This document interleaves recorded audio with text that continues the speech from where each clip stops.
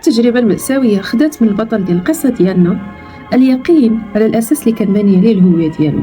فهم باللي الناس ماشي مصدر موثوق باش يقولوا لنا الحقيقة ديال الهوية ديالنا، وإلا عطاوها لينا فكيحيدوها لينا بكل سهولة. كل واحد كيشوفك من العدسة ديالو، وتحت الضغط كيشوفك من المخاوف ديالو، من الحدود اللي عنده، ومن النقط السوداء اللي مازال ما واجهاش في راسو.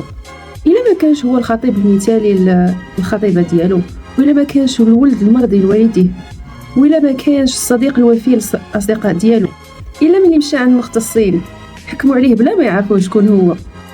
شنو هو المصدر الفعلي ديال الحقيقة ديال الهوية؟